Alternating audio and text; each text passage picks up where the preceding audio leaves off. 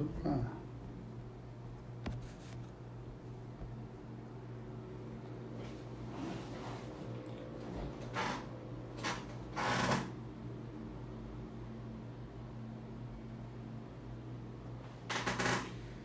Boa noite, pessoal. Estamos ao vivo para mais uma live.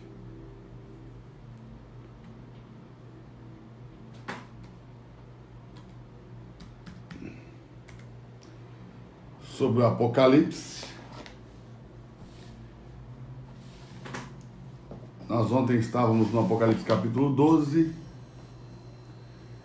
E hoje nós vamos de novo aí para o Apocalipse capítulo 12. Você que está chegando aí, já vai chamando todo mundo. Clica aí nesse aviãozinho aí, ó. Chama todo mundo para essa live, chama seus amigos, chama aí as pessoas que você acredita que gostam de Bíblia. Manda aí, compartilha com todo mundo aí. Bora lá?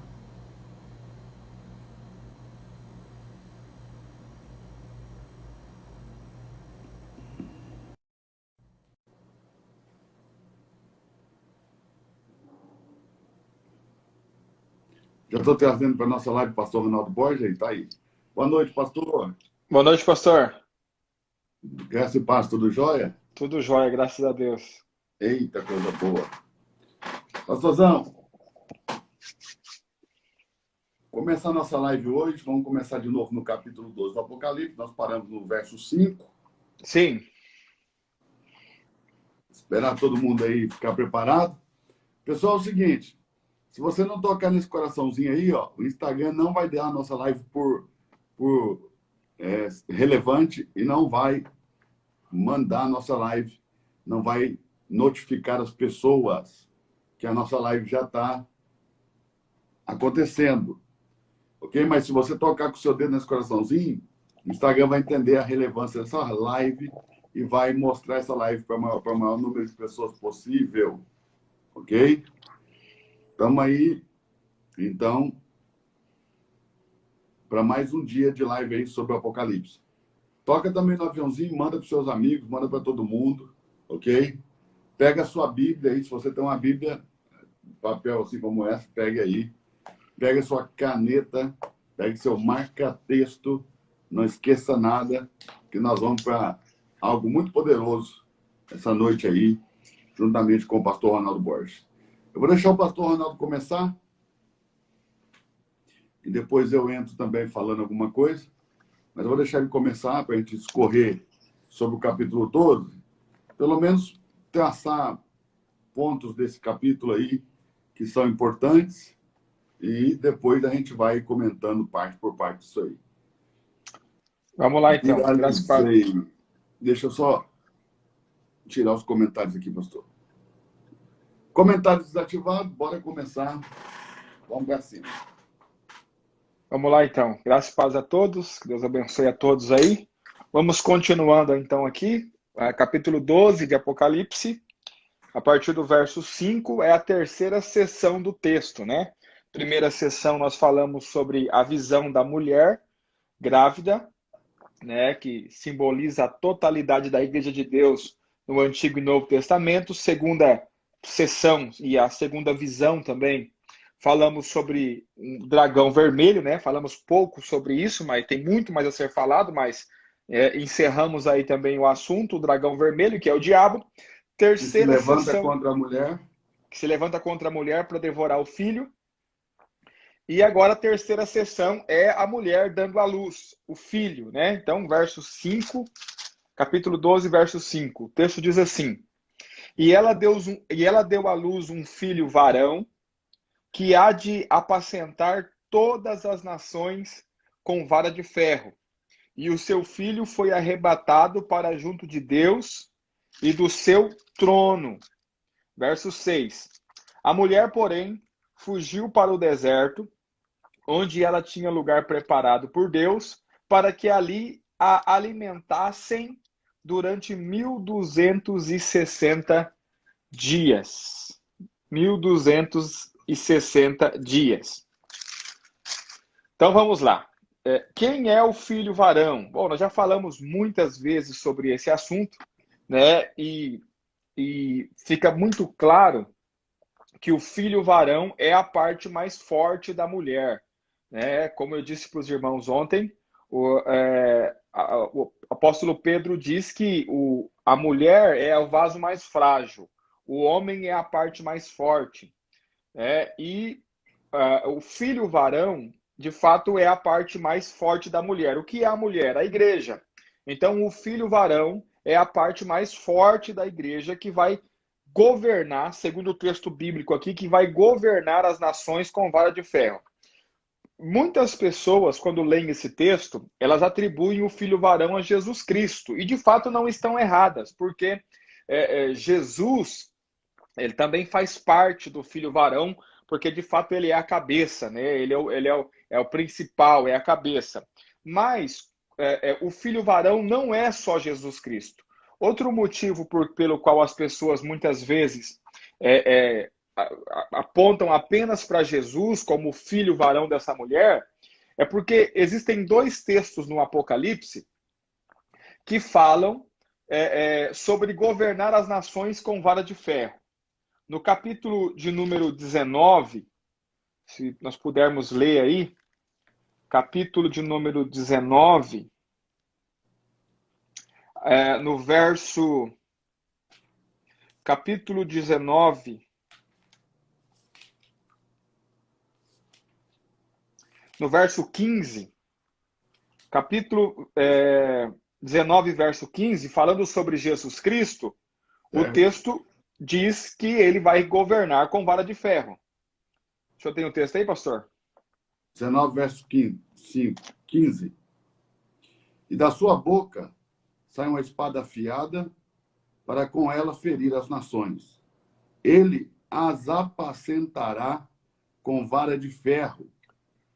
Ele pisa o lagar do vinho no furor da ira de Deus, o Todo-Poderoso. Ou seja, aí o texto diz que ele vai apacentar, em outra tradução diz reger, né? A ideia de orientar, reger, governar, com vara de ferro, falando sobre Jesus Cristo.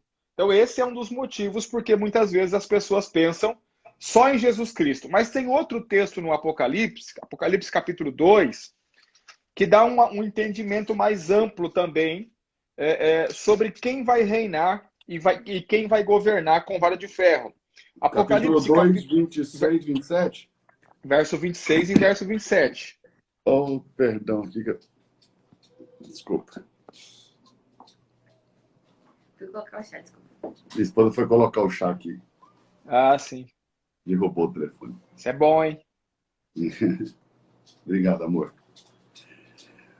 Ao vencedor e ao que guardar até o fim as minhas obras, eu lhe darei autoridade sobre as nações, e com vara de ferro as apacentará, como vasos de barro serão quebrados em pedaços, assim como também eu recebi do meu Pai. Ou seja, aí fica muito claro que Jesus diz que ele não vai governar as nações sozinhos, né? Então, o Senhor Jesus Cristo, na sua volta, quando ele se assentar no trono, ele não vai governar as nações sozinho. Oh, meu Deus do céu. Caiu de novo. Porque aqui está uma... Rapaz, acabei molhando o livro aqui com chá.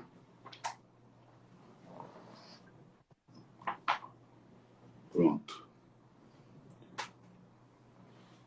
Esse chá tem que estar muito bom para valer esse sacrifício todo.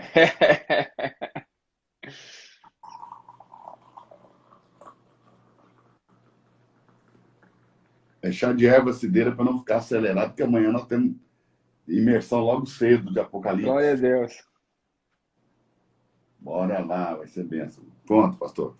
Então vamos lá. Então o texto deixa claro que Jesus ele não vai governar sozinho. Inclusive ele afirma que aquilo que ele recebeu do Pai, ele também está dando aos vencedores. Ou seja, existe um grupo de pessoas dentro da igreja chamados por Jesus de vencedores, que também vão governar as nações com vara de ferro. Quando você entende o capítulo 12, a mulher sendo a igreja, e o filho varão, ou seja, a parte mais forte, sendo os crentes vencedores, então o texto se esclarece. Ou seja, os crentes vencedores vão governar as nações com vara de ferro, assim como Cristo, o seu Senhor, recebeu do Pai também a autoridade para governar as nações com vara de ferro. Por isso que a Bíblia diz que esses crentes vencedores, eles vão se assentar no trono com Cristo, né? E quando fala de se assentar no trono com Cristo, a maior parte das pessoas pensa logo no trono físico, né? Ou seja, porque infelizmente até isso é o que importa para muitas pessoas, né? Ou seja, como se o importante fosse se assentar num trono lá que Jesus tem, aí você senta lá nesse trono e as pessoas vão ver você nesse trono, trono. coroa no Apocalipse são símbolos de governo, de autoridade. São símbolos de governo, ou seja, assentar-se num trono não significa necessariamente que você vai assentar literalmente num trono. Assentar-se num trono diz que você vai governar sobre algo, ou seja, você vai ter autoridade sobre algo. Só os reis se assentam no trono e só os reis usam coroa, porque eles governam. Então, quando a Bíblia diz de se assentar no trono com Cristo, está falando da autoridade que esses crentes vão receber para governar as nações com vara de ferro. E segundo Jesus, essas nações serão quebradas como vasos nesse tempo do milênio aqui que serão governadas. Que ele vai pisar no furor da sua ira, que está ligado às 7 taças, né? Exatamente. Aí já é outra parte do texto que a gente precisava, vamos se aprofundar amanhã e domingo na nossa imersão. Beleza. Mas vamos lá. Então vamos lá. Deu à luz um filho varão, que há de apacentar ou reger todas as nações, isso é importante, todas as nações, nenhuma vai ficar de fora, né? E o seu filho foi arrebatado para junto de Deus e do seu trono. Olha que interessante. O dragão ficou esperando, verso de número 4, né? A sua cauda arrastava a terça parte das estrelas do céu, lançou-as sobre a terra, e o dragão ficou diante da mulher que estava para dar à luz, a fim de lhe devorar o filho quando nascesse.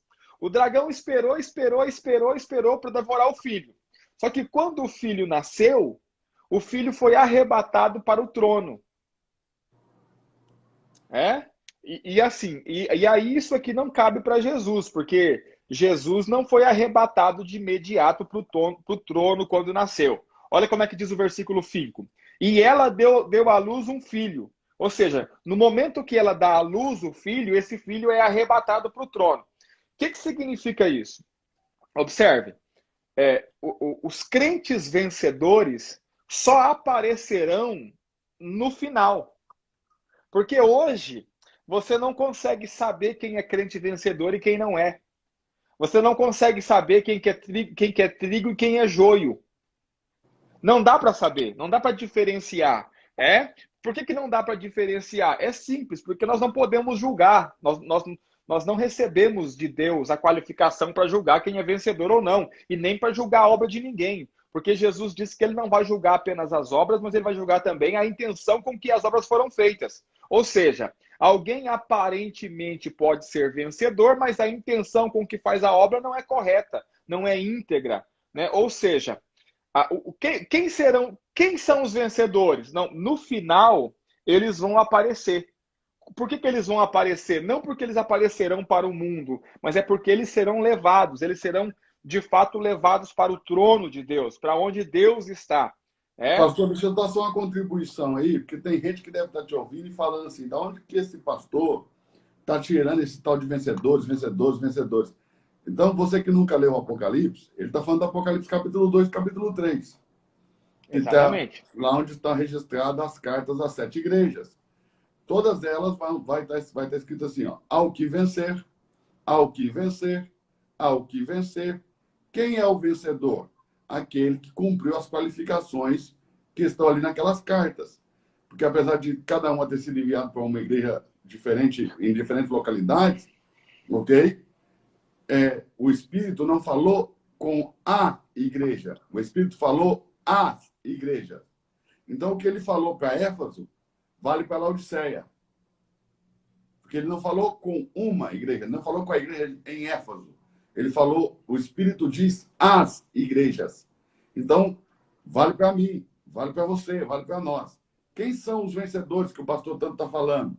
São as pessoas que se qualificam dentro de todas aqueles requisitos que Cristo apresenta em cada uma dessas 7 cartas. Ok.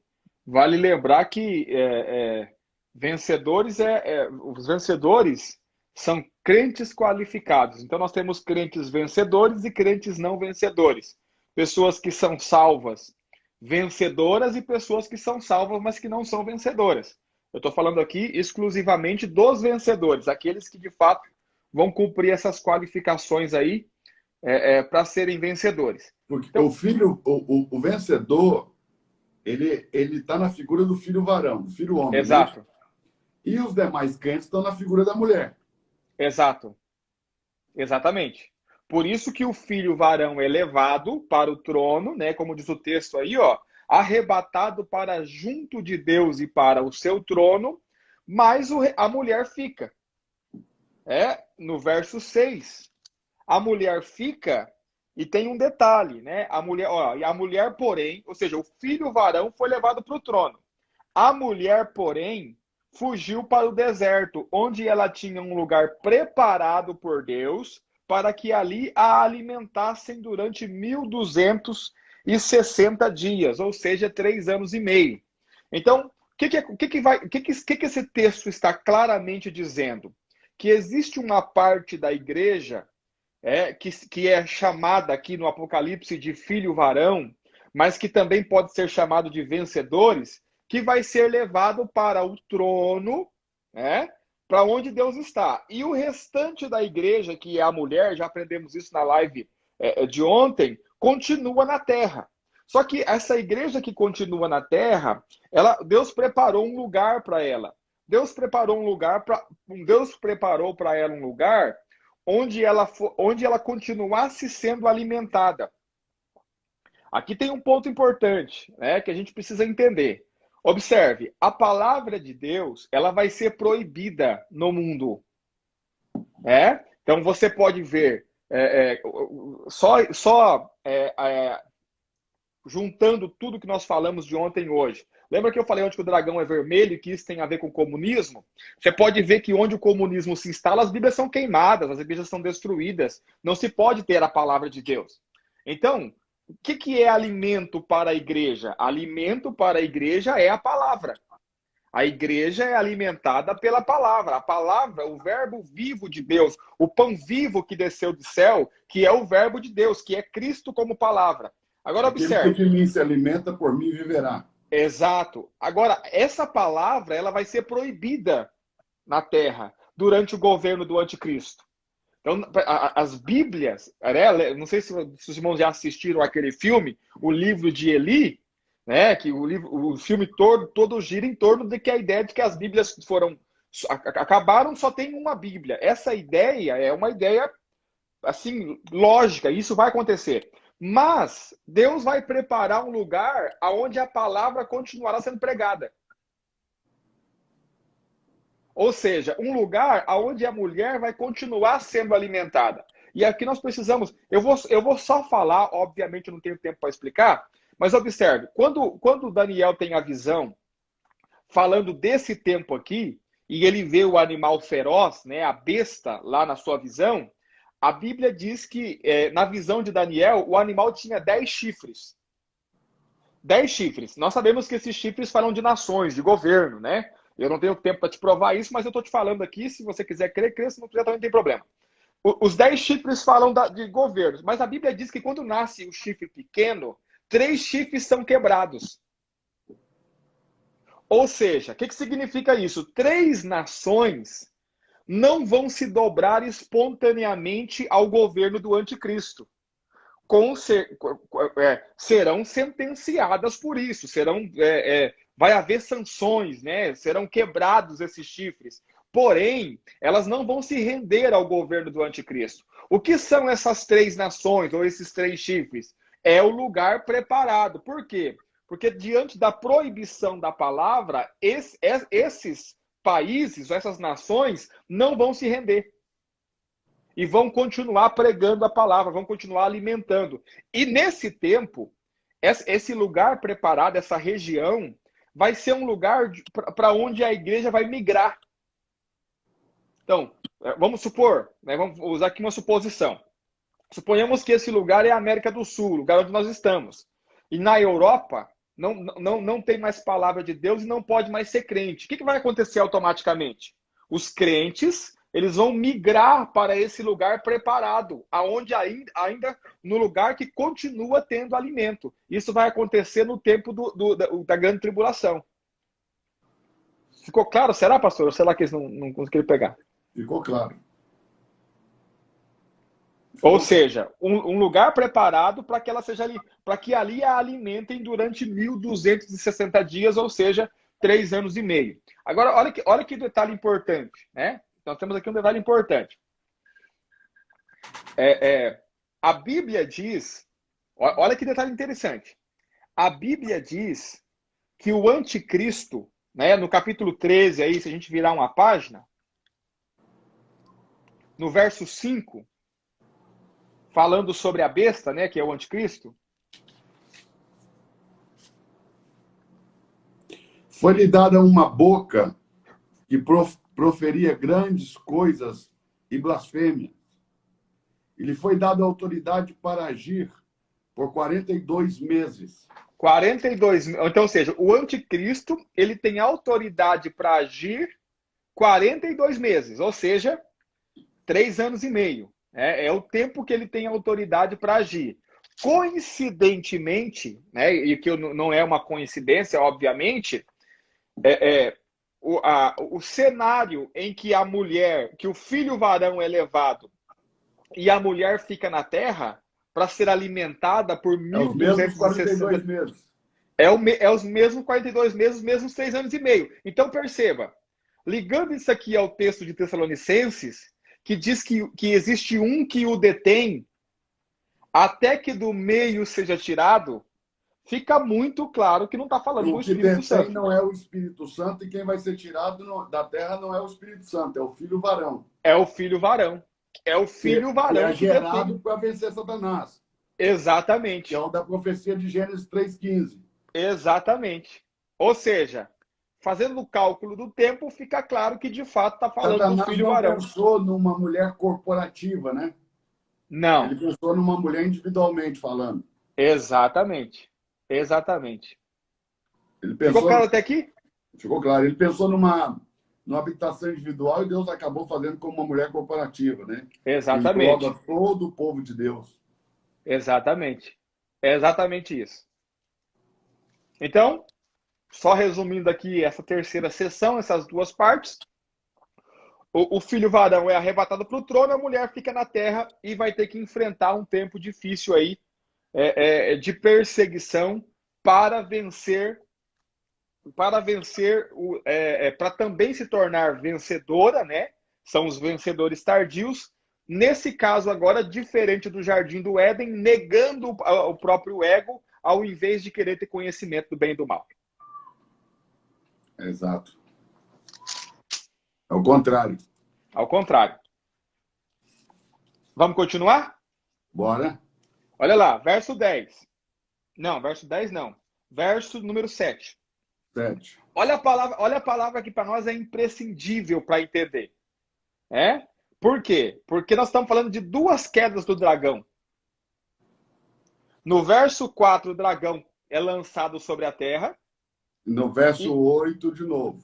E no verso 8 e 9 de novo. 9. Então, se você não tiver discernimento, você vai achar que está falando da mesma coisa. Mas não está. Tem o primeiro momento que ele cai, né, arrastando essa parte das estrelas. E agora tem um segundo momento que ele cai depois da batalha com o Miguel. Com o Miguel. O capítulo 4, o verso 4, perdão, não capítulo, verso 4, fala da queda de Lúcifer. Lá atrás, antes da criação do homem. O verso 7 tem uma palavra que é imprescindível para a gente entender, que é a primeira palavra. Então, ou seja, o então significa depois que isso aconteceu, então houve guerra no céu. Miguel e os seus anjos guerrearam contra o dragão e o Eu acho que tem dragão algumas guerreou. traduções que não tem a palavra então. Tem? Eu acho que tem algumas traduções que não tem, que já começa. E houve batalha no céu. Ah, aí rouba muito, né? Rouba o texto, verdade. Então, Porque daí se você na não sua consegue. tradução não tem essa palavra então, você põe aí, então. Então, porque daí rouba muito o entendimento do texto. Verdade. Olha lá. Então houve Então, guerra no céu, Miguel e seus anjos guerrearam contra o dragão, e o dragão guerreou, ele e os seus anjos, e não prevaleceram, nem foi encontrado mais o lugar deles no céu. O lugar deles, no plural, no céu. E foi expulso o grande dragão, a antiga serpente, que se chama Diabo e Satanás, que engana toda a terra habitada, foi lançado à terra e os seus anjos foram lançados com ele. com ele. Ou seja, Isso vai acontecer no momento que a aliança vai ser quebrada, né? A exatamente. aliança do anticristo com os judeus. Exatamente. No momento em que a aliança, a aliança do anticristo com os judeus for quebrada. Né? Porque aqui já se cumpriu os 3 anos e meio de falsa paz. Por que falsa paz? Porque, de fato, o anticristo vai se assentar no trono, né, como um governante político e religioso e vai resolver muitas coisas no mundo, principalmente para os judeus. Uma das coisas que vai acontecer, e a Bíblia fala isso muito claramente, é que os dois povos vão se unir, né, novamente. Os judeus e os judeus e os árabes, né, os judeus e os muçulmanos, eles vão se unir, vai haver uma falsa paz, né? E isso já é obra do anticristo, mas não o anticristo unido a Satanás. Porque o anticristo, esse governador, esse político que vai se assentar no trono e que vai governar sobre toda a terra, esse líder mundial, ele governa primeiro 3 anos e meio, mais 3 anos e meio de falsa paz. Só que, principalmente para os judeus. Só que vai haver um momento em que a aliança dele com os judeus vai ser quebrada. E por que a aliança no com meio eles... da semana, né? No meio da semana, na metade da semana, 3 anos e meio. Porque, de fato, ele vai começar a fazer algumas coisas que os judeus vão entender claramente que não tem lógica. Né? Ele não é o Messias, ele não é o Cristo. E é nesse momento, então, que... E é algo interessante, né? Vamos falar sobre isso na imersão. O anticristo que estava governando, ele vai receber ele vai ser morto. Vão matá-lo. Só que ele vai ressuscitar. Ele vai ser morto e ele vai ressuscitar. E quando ele ressuscitar, aí sim é esse período aqui. Qual é o período? Que Satanás é lançado na terra e Satanás se torna um com ele. Por isso que a Bíblia diz que quem adorar o anticristo, adora Satanás junto. Satanás e o anticristo são um. Vão se tornar um. Por isso que o dragão tem 7 cabeças e 10 chifres, mas a besta, o anticristo, também tem 7 cabeças e 10 chifres. Porque isso as 7 cabeças e 10 chifres fala do governo dele sobre a terra. E nos últimos 3 anos e meio, o anticristo e Satanás vão governar juntos. Eles são o mesmo. Agora, um detalhe que eu ainda não falei, pastor, eu vou falar só aqui agora. Ok. Sabe que o povo está animado? Tá animado aí. Tem um detalhe aí que tem um detalhe Só interessante. Que eu acho que hoje, pastor, Sim. Hoje nós não vamos ter. Hoje nós não vamos ter novidade, não, porque está só com 670. Se passar de 1.000, aí eu falo alguma coisa que nós nunca falamos. Mas olha só que interessante. Mas só se Vamos passar lá. de 1.000, senão eles vão ficar tem que passar de 1.000, né? Mas eles não enviam o aviãozinho, tem que enviar o aviãozinho aí para todo mundo aí. Se passar de 1.000, eu vou falar de novo uma coisa que nunca falei antes para ninguém. Eu vou falar uma coisa que eu só falei uma vez. Falei só na última escola que eu fiz de Apocalipse. mas poucas Sim. pessoas ouviram. Eu acho que aqui na live não tem 3 pessoas que ouviu. Eu Pode vou falar falar. agora. Pode falar. Olha só, olha o detalhe. Então, ele foi expulso do céu. O filho varão foi levado. Olha o verso 10. Então, ouvi uma grande voz no céu. Correto? Ok. Céu no singular. Um céu específico. Sempre que céu está no singular, está falando de um céu específico. Então, essa voz está falando onde? Se eu perguntasse para o senhor assim, ó, onde é que essa voz está falando? No céu. No céu, obviamente, o texto está aí. A voz está no céu. Olha o detalhe. Olha o que essa voz que está no céu diz. Agora veio a salvação, o poder, o reino do nosso Deus e a autoridade do seu Cristo, pois foi expulso o acusador de nossos irmãos. A voz que está falando no céu está dizendo que tem irmãos na terra. Então, quem é que está no céu falando? Só conseguiu Quem? pegar ou não? Hã? Quem? Presta atenção. Tem uma voz no céu falando. Essa Ok. voz que está no céu falando está dizendo que tem irmãos. Não pode ser os anjos. Ok. Coincide com a chegada do filho varão a queda de Satanás. Exatamente. Mas olha só. Então, se eles têm irmãos na terra, está dizendo que nesse momento tem crente no céu. Ok. E aqui fica provado que a igreja não vai toda junta. Eu acho que fica provado em muitos pontos, né? Não só aqui. Cada um por sua vez, que nós já falamos, né? Cada Sim. um ressuscita por sua vez. Essa ideia de que a igreja inteira vai embora e só vai ficar quem não é salvo, é uma ideia que não se sustenta biblicamente. Quer dizer, isso é uma coisa que a gente foi repetindo de geração em geração, porque a religião, ela tem esse poder. O que é a religião? Repetição de processos. Que você só faz porque quando você chegou já era dessa forma. Como quando a maioria dos protestantes do Brasil converteram do catolicismo para o protestantismo, a tendência é que eles repitam aquilo que eles ouviram dos que os ganharam.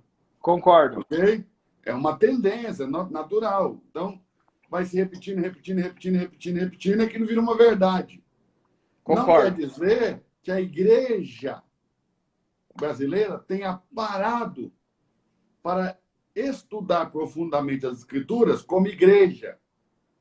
Talvez como habitação, como indivíduo, alguém tenha feito. E muitos fizeram, óbvio. Mas não a igreja. Dizer, vamos estudar, estabelecer. Porque eu creio, pastor, e talvez eu vou dizer uma coisa aqui que ninguém vai entender. E talvez, eu sempre, quando falo essas coisas, acabo entrando em polêmica. Porque o pessoal fica gravando depois para editar, cortar e fazer bagunça. Mas olhe bem, eu penso que quase toda a teologia que eu estudei nasceu da carne do homem. Por se não fosse, teríamos uma só linguagem. Porque Deus não vai falar 10 coisas diferentes, nem 4 coisas diferentes, nem 5. Deus não tem vertentes de pensamento. Quem tem é o homem. Concordo. Então, algo que nasce na carne e não no espírito, não agrega muito valor. Ainda que eu seja levado a acreditar que isso agrega valor. Mas quem termina o curso teológico vai entender que, em termos de espiritualidade, agrega pouco ou quase nenhum valor. E se você não tem uma vida com Deus. Se a vida de Deus não está presente, se ela não está nutrindo. Okay? Porque eu não consigo entender Deus com 3 linhas de pensamento. Concordo. E essa é a prova que nasce na carne. Porque se nós perguntássemos para Deus sobre aquilo, ele ia dizer o que realmente é e ele não ia dar palpite, porque Deus não dá palpite sobre coisa alguma. Deus dá a última palavra. Concordo. Então está aí a prova de que a teologia nasce na carne. Mas as pessoas se seguram na obra da carne para se relacionar com Deus ou para determinar o que é certo ou o que é errado na vida da igreja. E quando Concordo nós também. entramos no ambiente espiritual e numa dimensão espiritual da palavra, você vai ver que não há muita divergência de linguagem. A linguagem é a mesma. Concordo. Quando você entra na dimensão. Por aí, um ponto ou outro, um tem mais clareza, clarificou mais para um, menos para outro, mas não há uma divergência de linguagem, uma contradição de linguagem. Ok? Então, eu Concordo. penso que o cara ficar pensando, tipo essas, não sei se você recebe aí, mas eu recebo quase todos os dias perguntas como: você é pré-tribulacionista ou pós-tribulacionista? Todo dia, todo dia. Ó, 99,99% das pessoas fazem a pergunta, não sabem nem o que estão falando. Não sabem o que estão falando. Nunca pegaram um compêndio teológico na vida, na mão. Ok? E por que dizem assim? Porque ouviram a vida inteira as pessoas fazendo essa pergunta e parece que é inteligente. Mas não existe pergunta mais idiota para quem leu a Bíblia. Mas se você não leu, parece até uma pergunta inteligente. Mas para quem leu, é uma pergunta simplesmente sem nenhum tipo de contexto no que está no texto bíblico. Agora, lá no século XVI, século IV, século V, século XVII, ok? As pessoas não tinham o mesmo conhecimento de Bíblia que nós temos hoje. O conhecimento bíblico hoje, ele aumentou muito, ele progrediu muito. Por quê? Justamente por causa do escrito desses homens do passado. Ou seja, eles foram degraus pelos quais nós viemos caminhando e crescendo, subindo, avançando, rompendo. Mas eu não posso morrer naquela teologia da Idade Média. Concordo. Ok? E tampouco estou falando contra a teologia. Não estou falando contra a teologia. Agora, que a teologia nasce na carne, é na carne. Ela não nasce do Espírito. Concordo. Concordo. E outro detalhe que eu acho que vocês têm que anotar. Tudo que é bíblico é teológico. Mas nem tudo que é teológico é bíblico. Concordo. Então, vou Plenamente. dizer de novo. Tudo que é bíblico é teológico, porque teologia é isso. A teologia estuda a revelação de Deus. Ok? Mas nem tudo que é teológico é bíblico. Porque, às vezes o teólogo, para poder formular a sua doutrina, e lá no final tudo encaixar certinho, ele vai montando do jeito que encaixa, mas não quer dizer que a peça é a correta. Às vezes ele forçou uma peça na outra, e o quebra-cabeça, no final, vai ficar montado de forma forçada e não vai dar entendimento claro. Então, a clarificação do texto bíblico é importantíssimo. E isso nasce no espírito.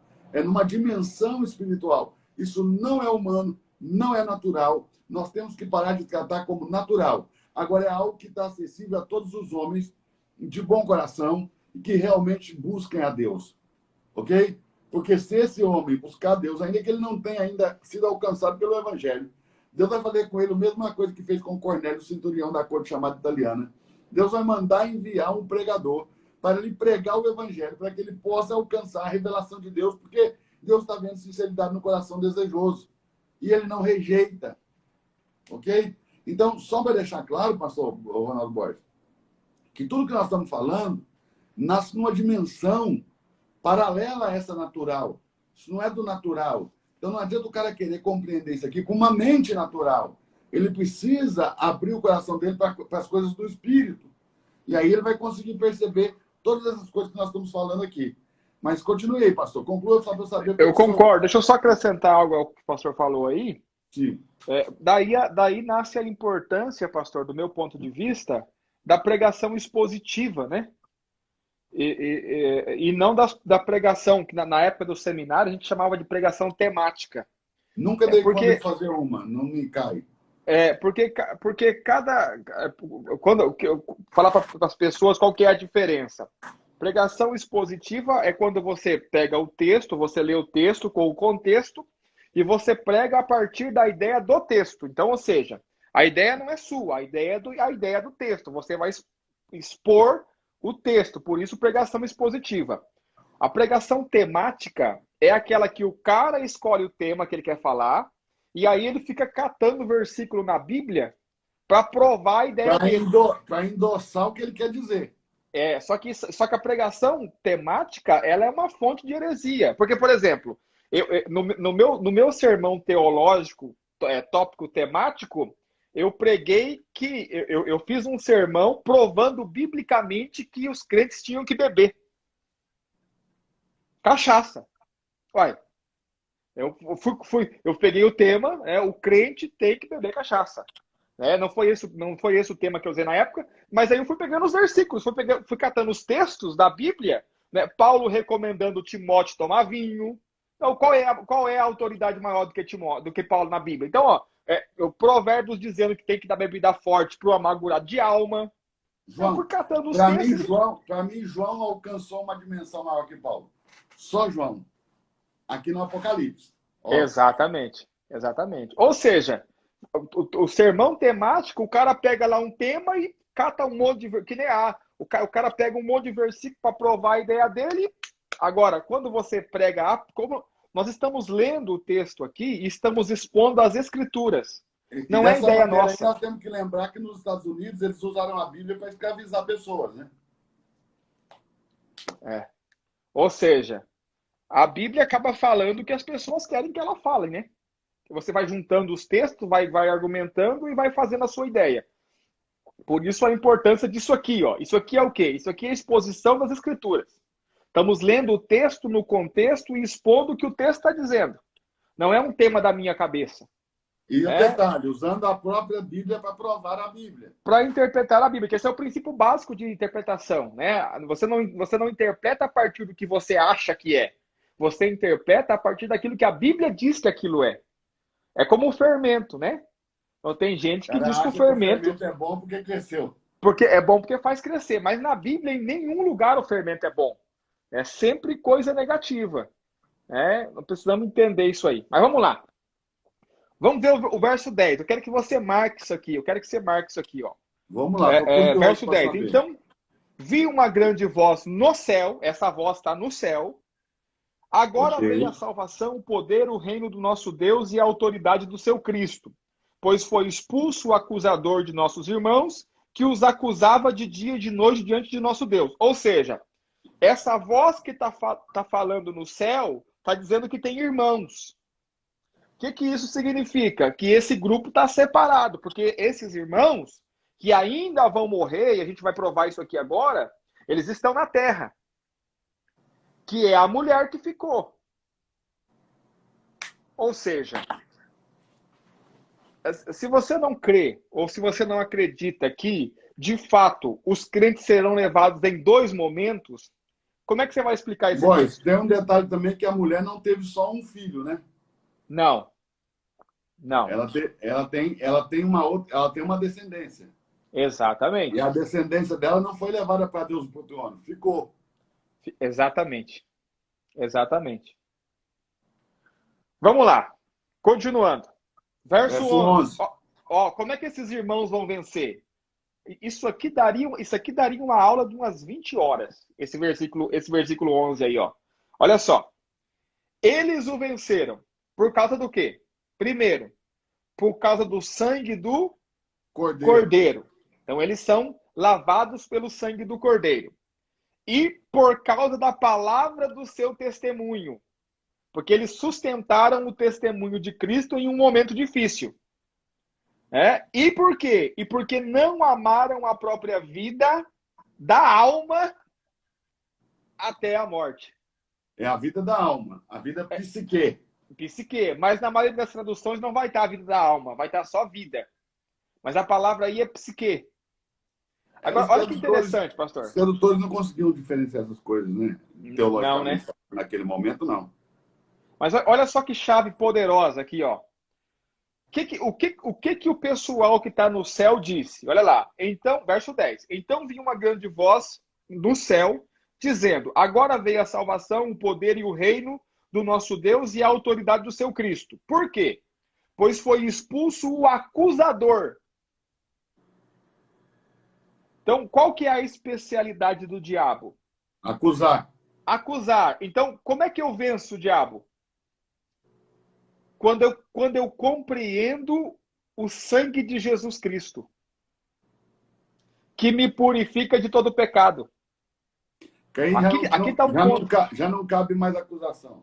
Não cabe mais acusação, porque eu tenho o sangue de Cristo. Agora observe, a maioria dos crentes que eu conheço Não tem vive certeza da sua debaixo de salvação. acusação do diabo. Claro, porque a acusação vai embora quando eu tenho certeza da minha filiação, da minha adoção, filiação, a certeza da minha salvação. Justificação. A justificação, a maioria dos crentes não tem certeza da salvação. Eles são salvos no sábado, aliás, são salvos na sexta, no sábado eles não estão mais salvos. Aí na segunda-feira eles estão salvos de novo, no final de semana seguinte a salvação foi embora. Então, como eles nunca têm certeza, eles nunca estão seguros, então eles viram assim, um alvo fácil, né, para a acusação do diabo. E, consequentemente, se tornam derrotados. Porque para vencer o Satanás, você precisa entender o sangue de Jesus, né, que te purifica. Então, olha só que interessante isso, né? Eu lembro aqui de um argumento de uma irmã que dizia assim, ó. Ela falava assim, ó. Eu achei que o velho homem tinha morrido nas águas do batismo, mas descobri que o infeliz sabia nadar. Parece um argumento bonito, é filosófico, mas ele é antibíblico e anti-propósito de Jesus Cristo. E é de Lutero. A irmã deu uma moldada nele. Deu uma moldada. E olha só que interessante. Por quê? Porque quando eu entendo que o sangue de Jesus me purifica de uma vez por todas de todos os meus pecados, eu não aceito mais nenhum tipo de acusação. Por quê? Porque ainda que eu pequei, ainda que eu errei, ainda que eu transgredi, eu sei que esse pecado, ele foi purificado pelo sangue de Jesus. Eu sou limpo. Olha o que diz a Bíblia. Se nós andarmos na luz, como ele na luz está, se andarmos na luz como ele na luz está, temos comunhão uns com os outros, o sangue de Jesus Cristo nos purifica de todos os pecados. Ou seja, qual é a acusação que eu aceito? Nenhuma. Mas aqueles que não entendem de fato a eficácia do sangue de Jesus Cristo estão debaixo de acusação, consequentemente não vão vencer. Olha o texto, eles o venceram por causa do quê? Por causa do sangue do Cordeiro, por causa da palavra do testemunho, e não amaram a própria vida até a morte. Pessoal, anote algo que eu vou falar que vocês precisam compreender para que vocês possam compreender o Apocalipse. Eu creio que essa é uma chave espiritual para você entrar numa dimensão onde você possa compreender o Apocalipse. Lembrando que o Apocalipse não foi escrito do tempo para a eternidade. Ele foi escrito da eternidade para o tempo. João não estava no tempo quando viu essas coisas. Ele estava arrebatado na eternidade. Então, o Apocalipse é um livro que fala da eternidade para o tempo. Então, se você ficar com a sua mente no tempo e espaço que nós conhecemos, você não vai entender em que dimensão João está falando, tudo está falando, e que ele está escrevendo, tudo está escrevendo. Então, uma chave, eu sei que tem muitas chaves para o Apocalipse, mas uma chave que eu entendo ser de extrema importância é você entender que, apesar de Deus ter apenas uma salvação, Deus só tem uma salvação. Essa salvação tem dois aspectos. Um aspecto é judicial, que é exatamente esse que o pastor Ronaldo está falando. Ou seja, já não resta acusação, já não cabe acusação para os escolhidos de Deus.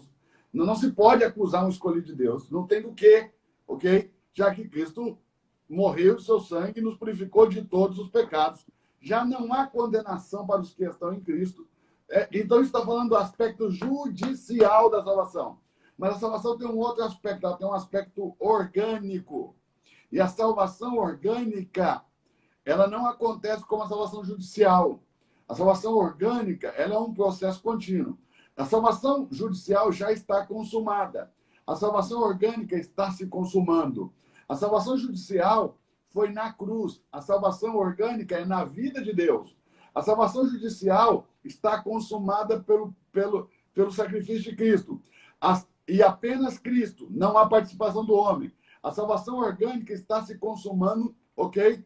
Pela vida de Deus e pela transformação do homem que recebe o caráter de Deus dentro dele. Então, há uma participação nossa naquilo que é orgânico. E a salvação tem 3 tempos. Ela tem um tempo no espírito, ela tem um tempo na alma, ela tem um tempo no corpo. Ela não acontece ao mesmo tempo nos 3. Quando você aceita Jesus e é salvo, sua alma não está salva ainda. Seu corpo não está salvo ainda. O que foi salvo quando você confessou Jesus foi o seu espírito. Por quê? O espírito foi salvo? Porque o espírito nasceu de novo. Por meio do novo nascimento, né, nós recebemos vida no nosso espírito. Só que tem um detalhe. Já não há mais 2 espíritos. Não é o espírito do Eduardo, o espírito de Deus, é a hora que eu fizer alguma coisa que magoa a Deus, que vai deixar Deus chateado, ou a hora que eu pegar Deus de surpresa, fazer uma coisa tão grave que nem Deus esperava que eu fizesse, ok? Esse espírito vai deixar o meu espírito, não quero mais andar com o seu espírito. Não é assim. Primeiro, você não pode pegar Deus de surpresa, porque Deus nunca chamou quem ele não conheceu. Ele nunca predestinou quem ele não conheceu, ele nunca chamou quem ele não predestinou. Então, Deus só escolheu aqueles que ele conheceu. Ou seja, Deus te conheceu te vendo nascer e te vendo morrer. Você não vai fazer nada na sua vida que vai surpreender a Deus.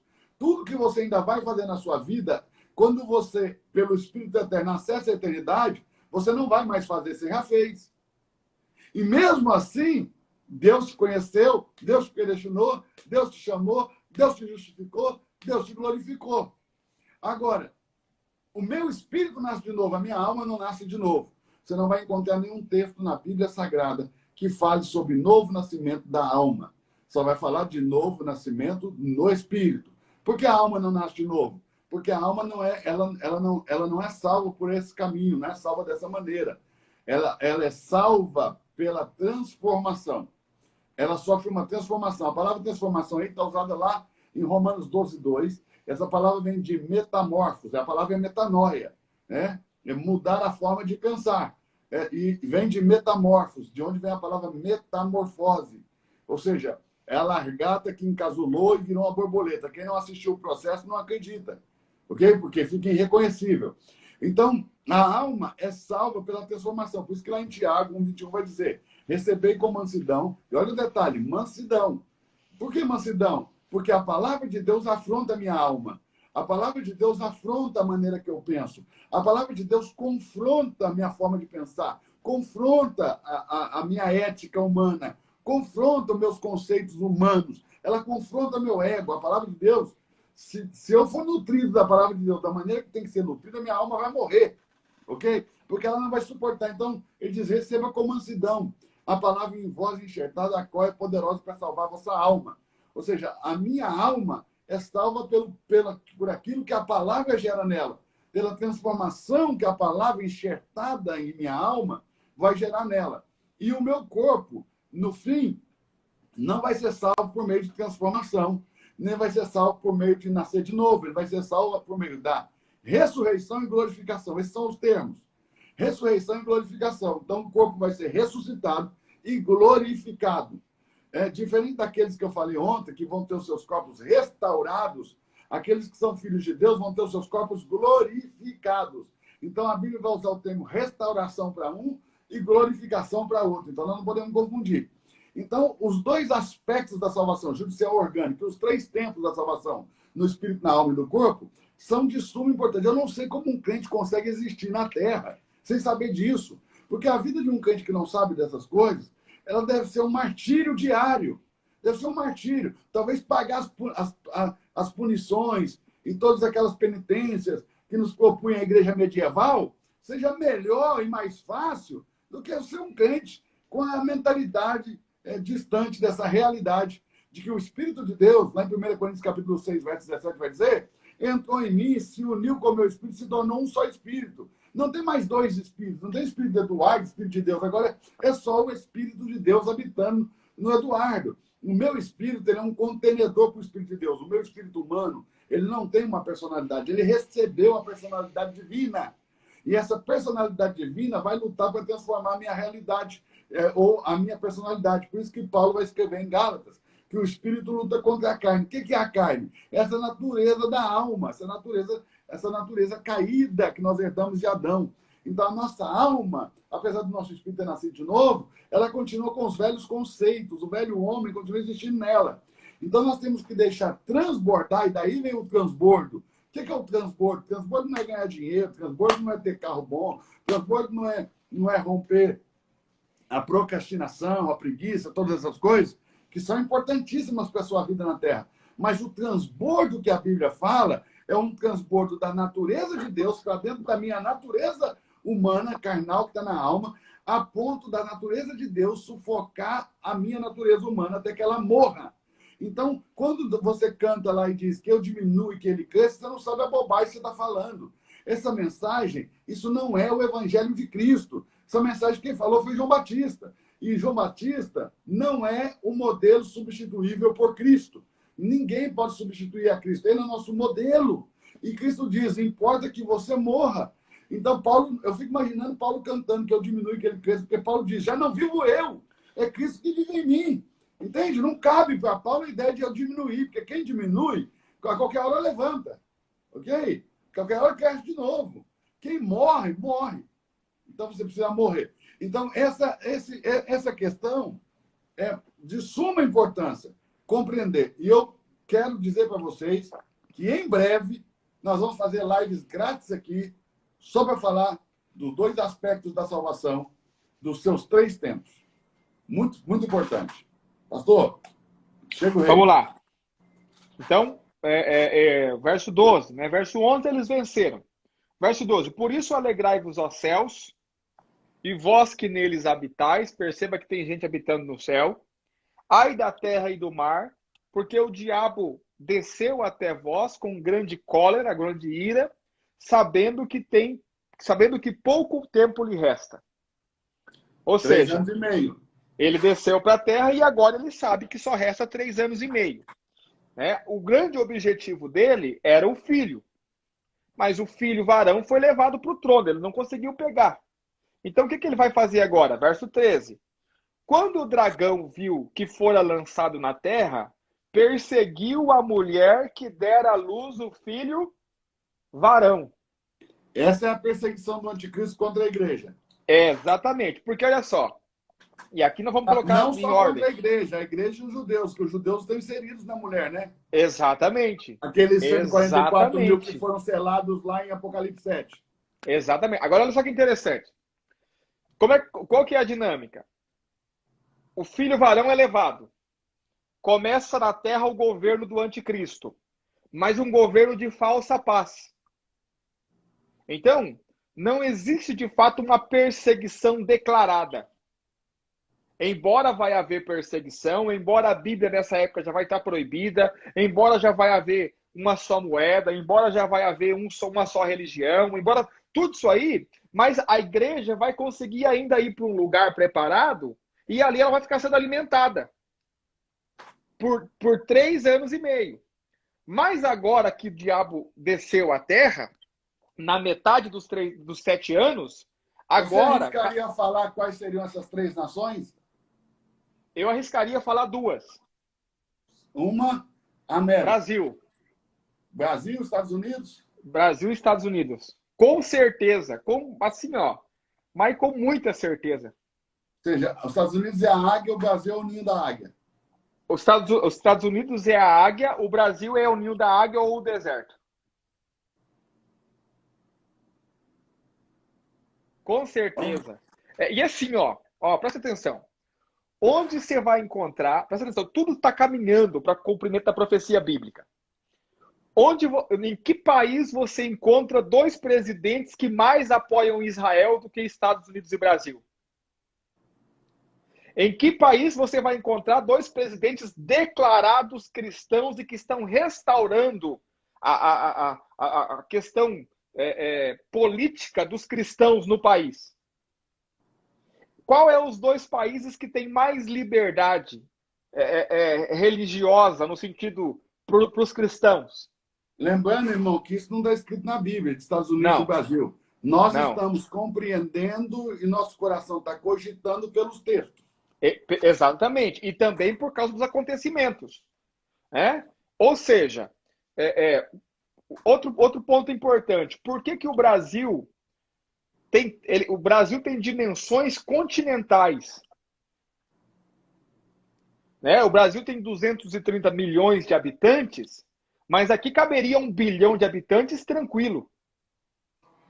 Então, caso precise haver uma migração em massa, o Brasil é o país propício. Aí, quando você olha o gráfico dos países que o comunismo está tomando, você vai ver que a América, tanto a América do Norte... vem da Europa...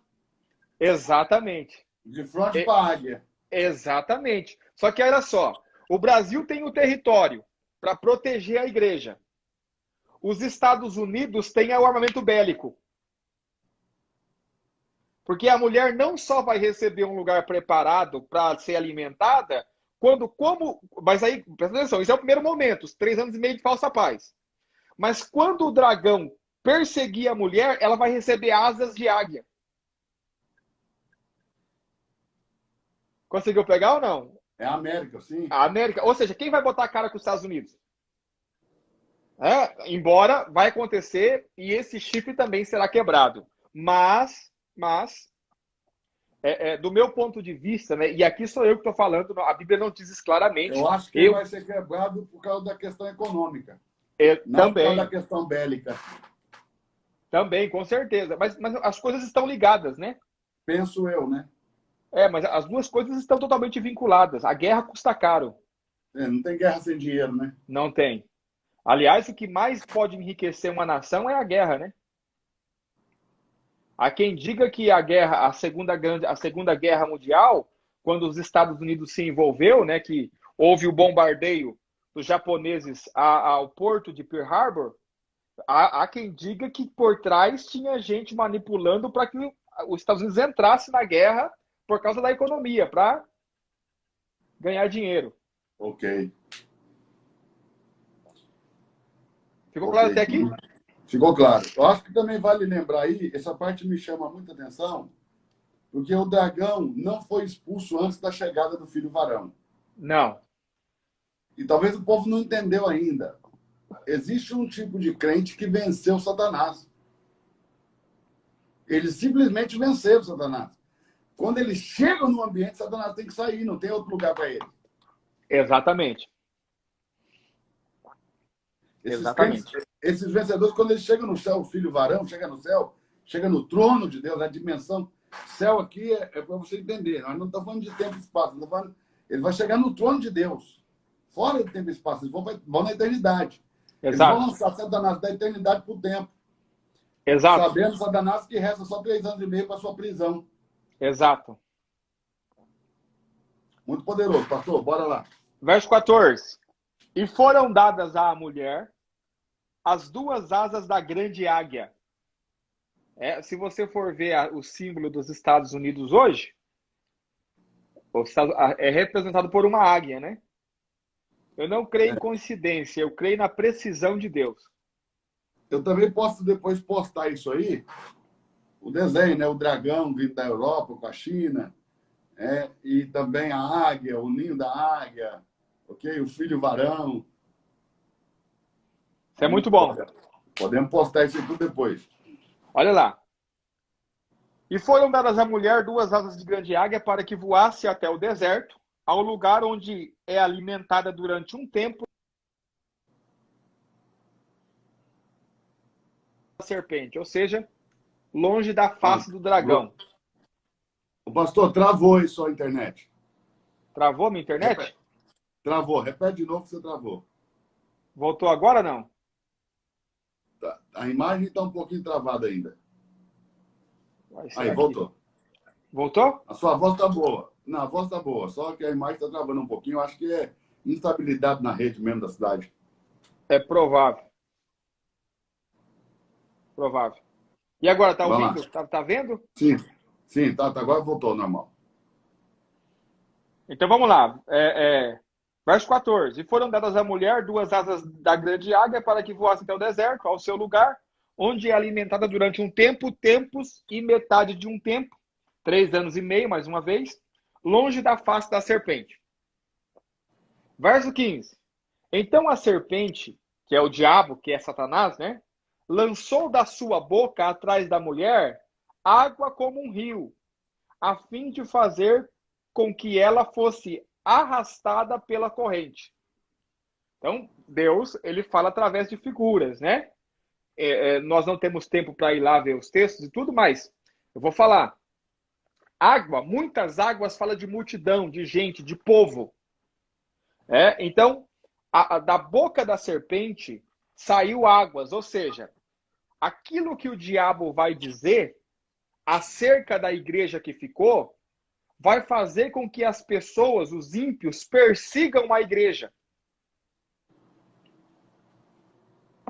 Por quê? Porque, presta atenção. Aqui existem linhas que falam de coisas espirituais, tem linhas que falam de um exército, né? Sim. De um grande exército, de um numeroso exército, incontável. Exato. Olha só. A Bíblia diz que o anticristo vai receber uma boca de blasfêmia.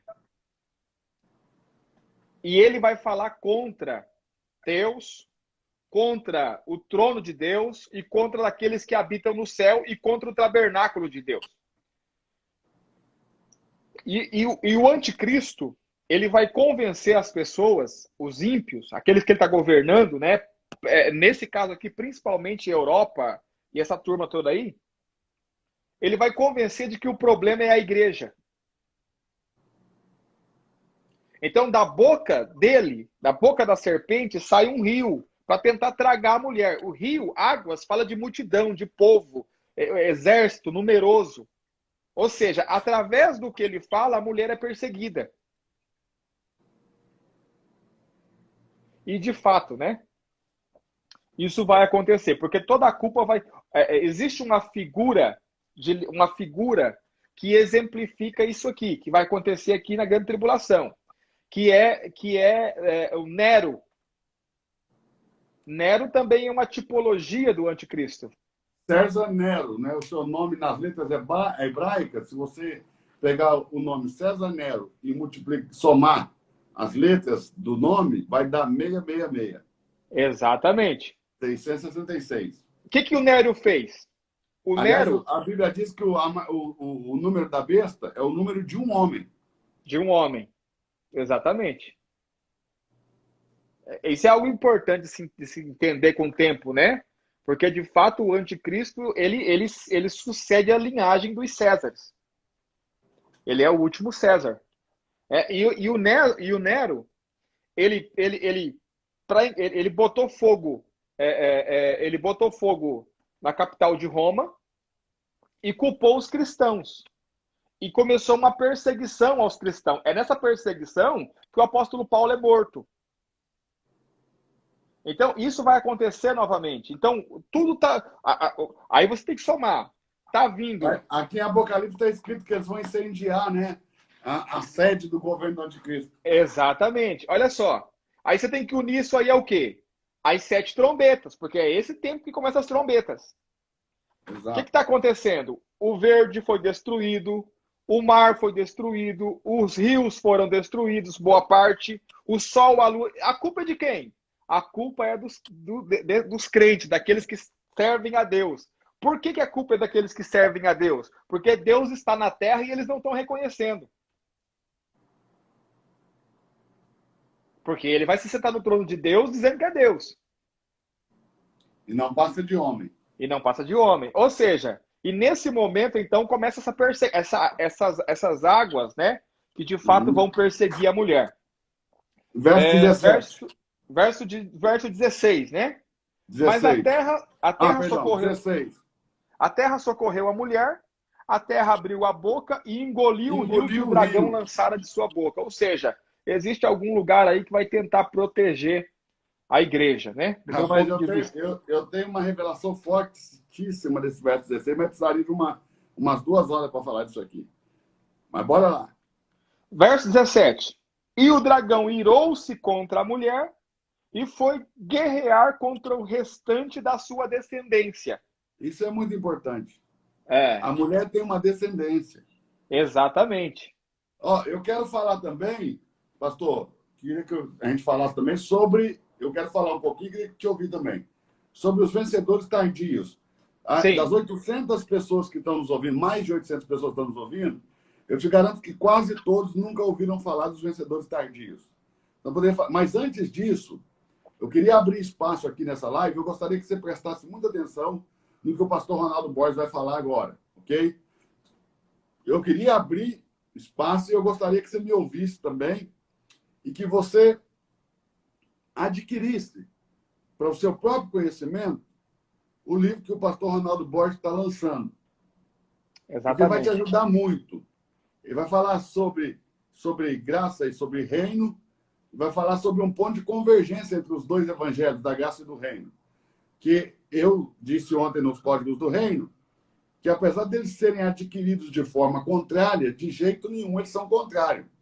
Eles são parte de um plano, entende? Então, é um material incrível. Provavelmente só deu lá alguma coisa sobre a salvação. Com certeza. Com Com certeza. certeza. Então, você vai Com poder certeza. entender aí, ó, sobre a salvação, seus aspectos e tudo isso. Então, o pastor Ronaldo vai falar um pouco do livro.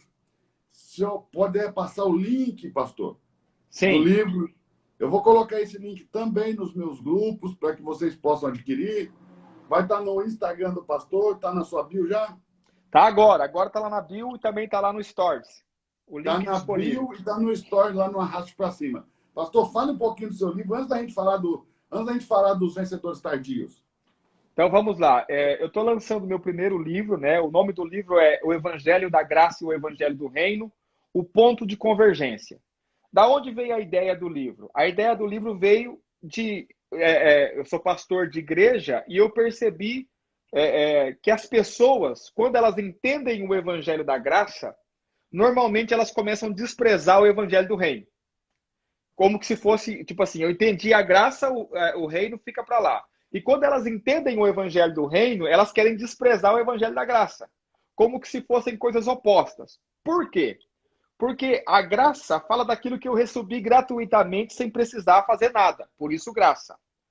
O reino fala de uma recompensa que eu recebo por ter feito alguma coisa.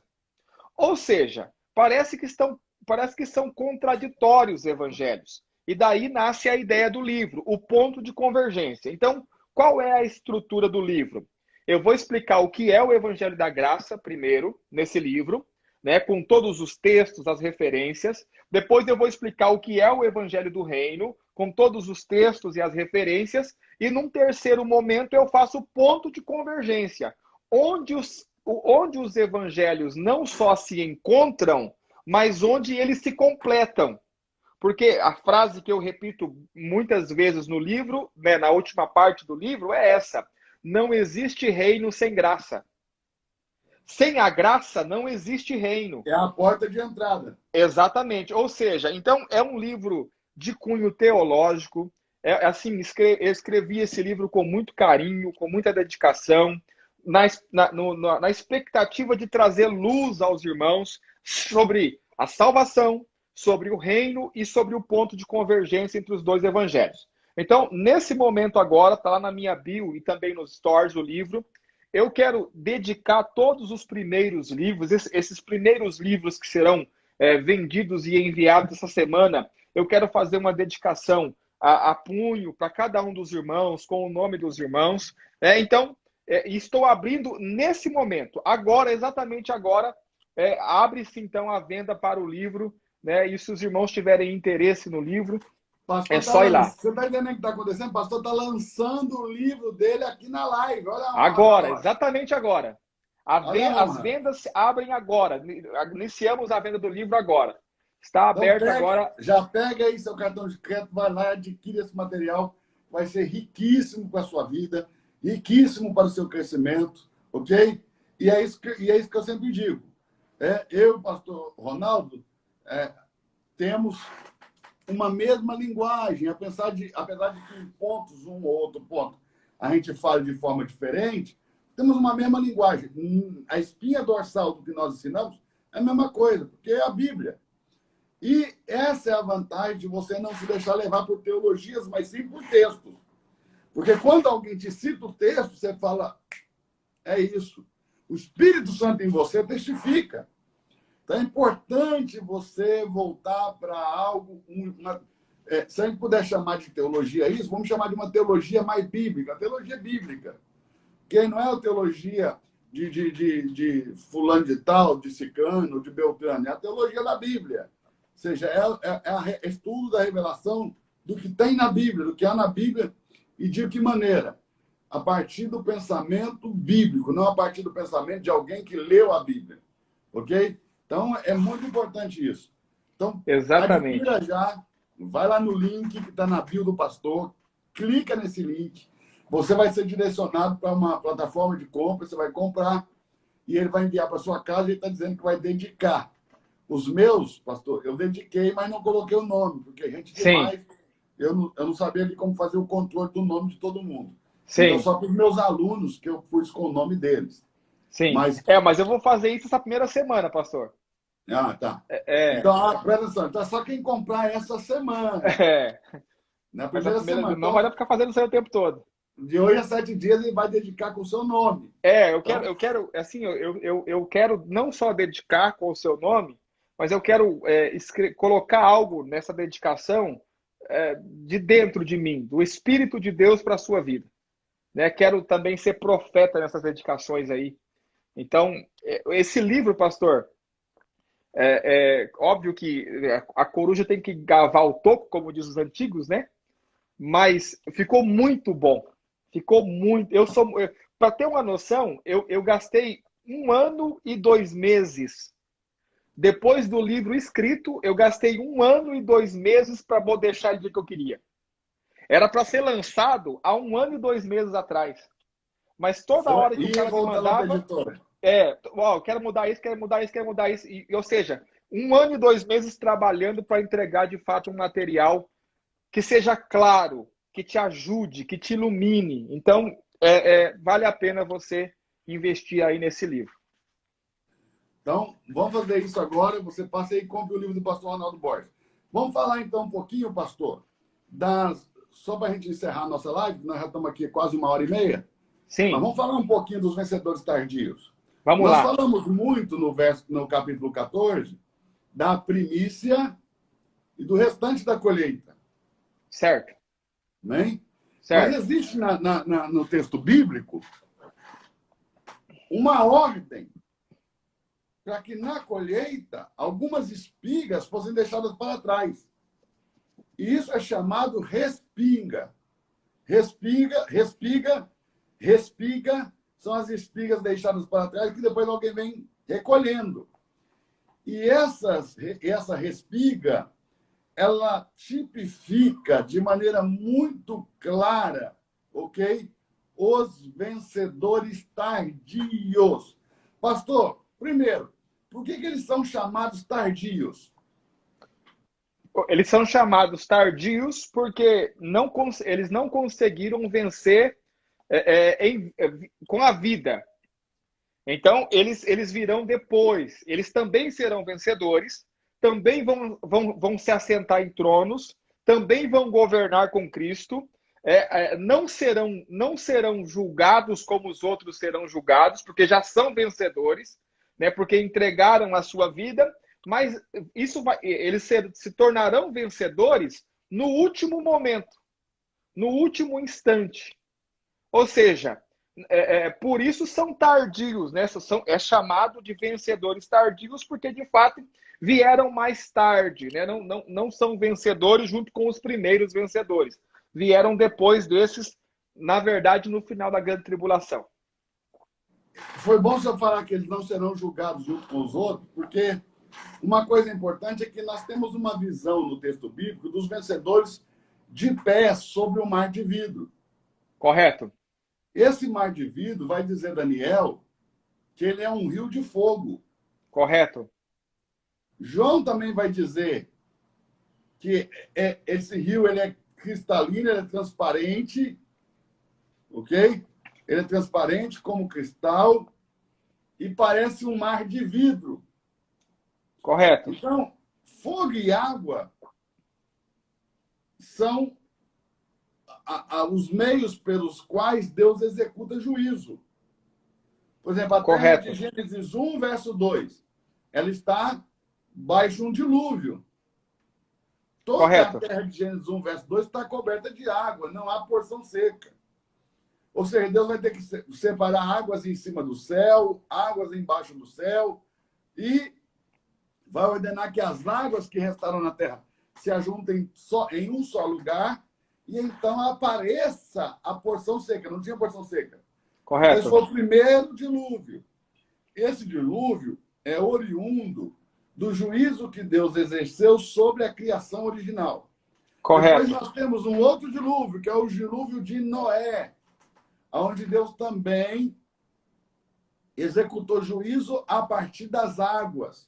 Correto. Mas ali em Noé, Deus fez uma aliança com o homem, colocando um arco celeste nas nuvens e no céu, nos dias de sol e de chuva, e também um arco da cor da esmeralda celeste na frente do seu trono, para jamais se esquecer dessa aliança de que ele nunca mais feriria a terra com água. Então, Correto. nós vemos outro juízo de Deus estabelecido, que é o juízo de Sodoma e Gomorra. E esse juízo foi executado a partir do fogo.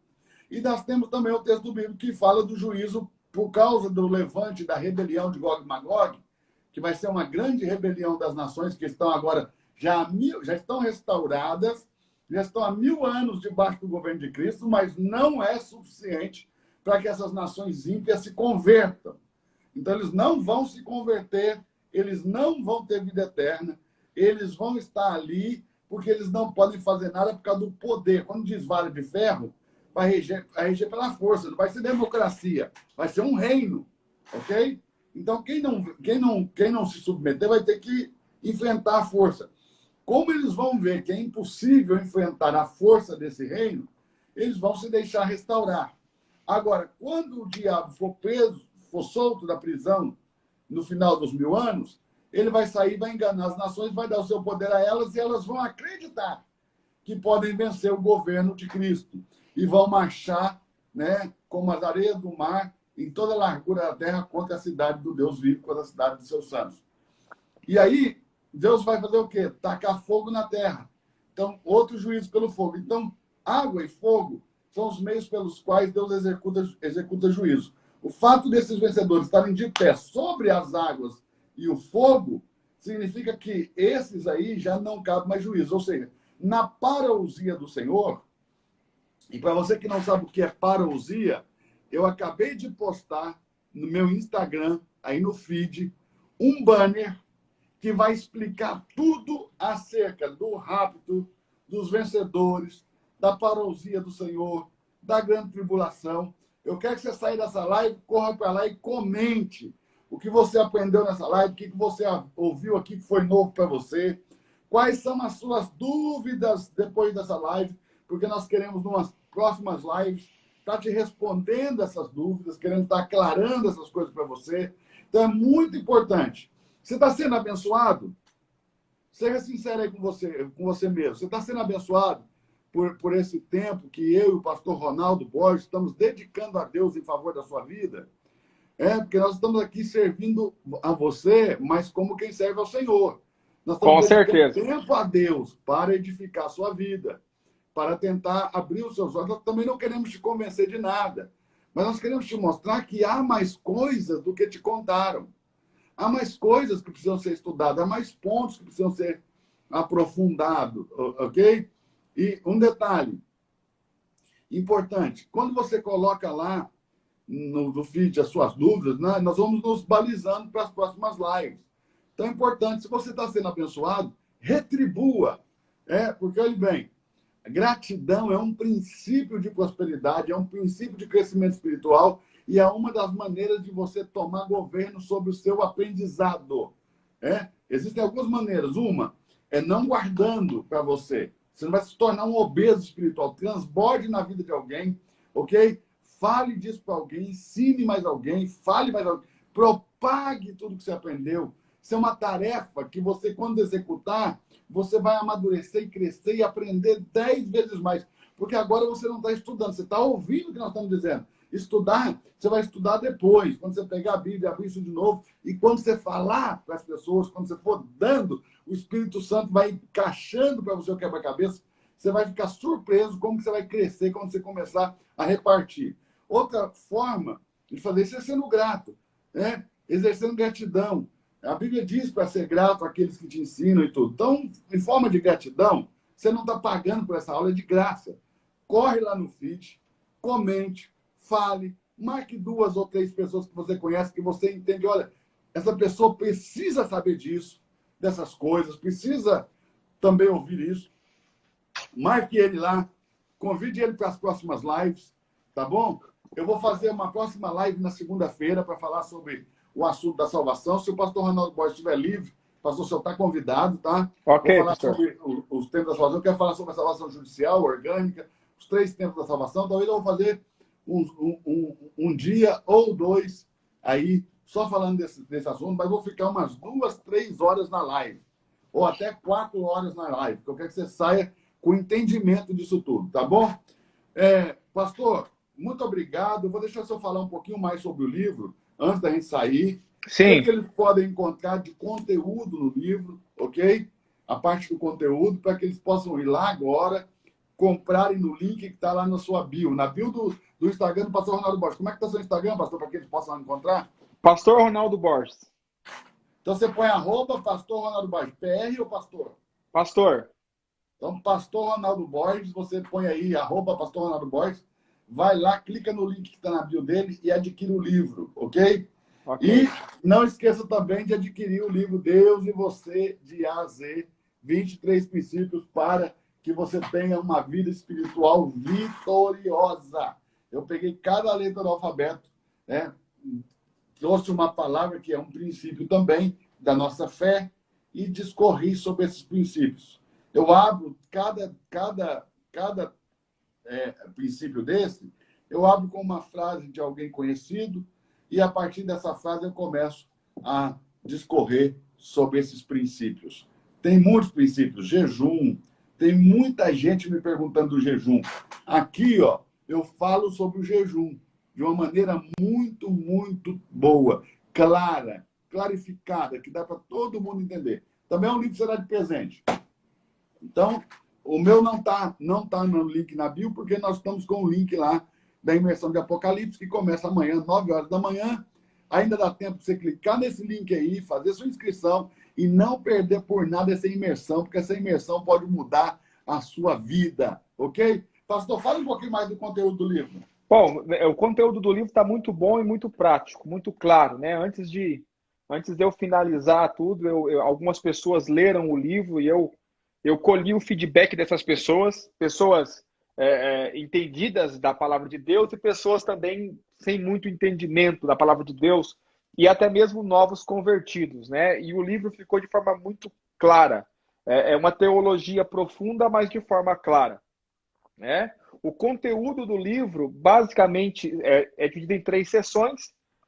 Evangelho da Graça, tudo sobre salvação.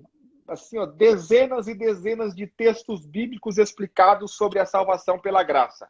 O Evangelho do Reino, a mesma coisa. Dezenas e dezenas de textos bíblicos explicando sobre o reino, como adquirir, o tempo do reino. E, por fim, o ponto de convergência, a união entre os 2 evangelhos. Um livro que vai mudar a sua visão acerca de salvação, acerca de reino e principalmente fazer você viver na graça para conquistar o reino, que esse é o objetivo principal do livro. Você já está com o livro aí? Não, está chegando na segunda-feira. Já está aqui na cidade, mas não me entregaram. Vou entregar na segunda-feira. Eu começo a dedicar os livros e enviar. Ok. Pessoal, outra coisa que eu preciso dizer para vocês. Nós vamos fazer a nossa foto aqui para a gente poder vocês printarem e a gente repostar, mas vai acompanhando aí, principalmente você que não tem recurso para fazer a imersão agora, né? Essas 3 dias de live nós estamos fazendo justamente por sua causa, porque nós entendemos que nem todo mundo consegue dar esse passo um pouco mais além, mais profundo, até por causa de custos, ok? Então, dá aí algo para você mesmo, de presente. Vá lá na página principal do Instagram, lá onde está seguir, clique e ative as notificações para que toda vez que a gente fizer live, você seja avisado disso, ok? Então faça isso que vai te abençoar muito. Pastor, vamos fazer nossa foto então? Bora! Bora lá! Printa aí, crente.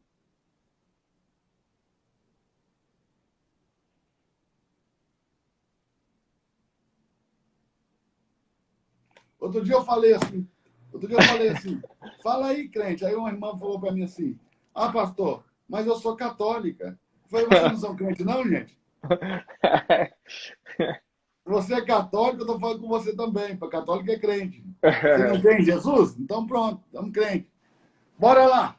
Deus abençoe, pastorzão. Obrigado Tamo por mais junto. um dia aí. E que essa live possa ter edificado a vida de vocês, esclarecido aí alguma coisa. Vocês já viram que tem muito o que falar. E nós passamos por cima aqui. Né? Não dá para falar tudo, ia requerer muito tempo. Mas nós vamos ter aí desafio de Apocalipse de novo ainda esse ano, no próximo semestre. Então, você que não pôde participar no primeiro semestre, fique ligado, porque no segundo semestre eu vou ter de novo o desafio Apocalipse Descomplicado ou Descomplicando o Apocalipse, tá bom? Um beijo no coração de todos, Deus abençoe, tchau, tchau, tchau, tchau. Deus abençoe.